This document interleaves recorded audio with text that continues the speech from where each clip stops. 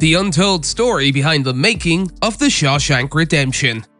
Hey guys, today we're going to be taking a look at the untold story behind the making of the Shawshank Redemption. Let's get right into it. The Shawshank Redemption, a period prison drama, was released about 20 years ago and starred Tim Robbins as Andy Dufresne and Morgan Freeman as fellow lifer Red Redding. The film, which focused on a decades-long quest for redemption and freedom, received mostly favorable reviews but failed at the box office, making only $16 million in the US. However, the movie has since become a global phenomenon, with it currently topping IMDb's top 250 cinema favorites list and being voted as the fourth greatest film of all time by Empire readers. Many people have claimed that the film changed their lives, including Nelson Mandela. Despite the film's slow start, it has now become a beloved classic, proving that pressure and time can lead to greatness.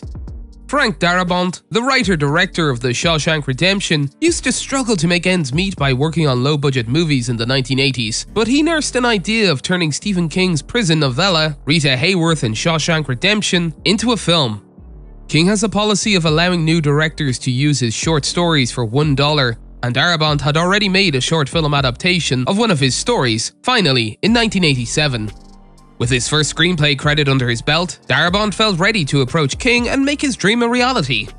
When Frank Darabont received King's blessing, he took on the task of adapting Rita Hayworth and Shawshank Redemption, although the novella was not very cinematic. With a 96-page story that mainly consisted of Red's thoughts on Andy, Darabont was determined to bring the story to the screen.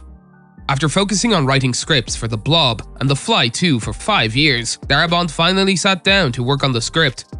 To honor the source material, Darabont followed the novella's narrative thrust and used some of the dialogue verbatim.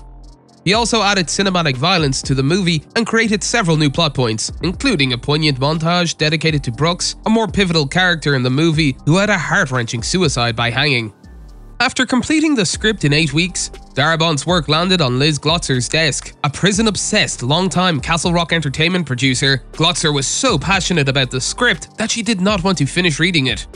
When Rob Reiner, the director and founder of Castle Rock, saw the script, he offered Darabont a rumored $3 million to direct Shawshank himself, but he wanted Tom Cruise to play Andy. Castle Rock told Darabont that they would finance any other movie he wanted to direct if he allowed Reiner to make the movie with Cruise.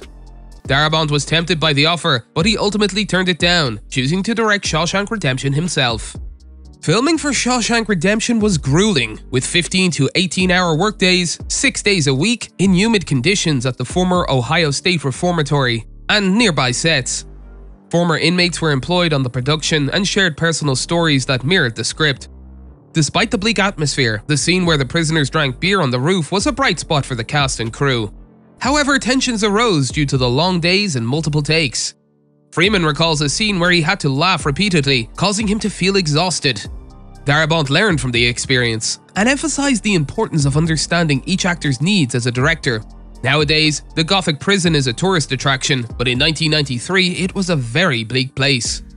According to Darabont, the stress of filming can be compared to being beaten with sticks, as every day feels like a failure due to constant artistic compromise.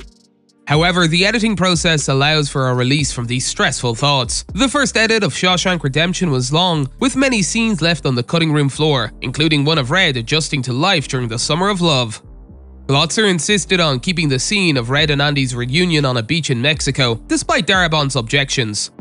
Despite not being expected to be a blockbuster, the film tested very well and received positive reviews from critics.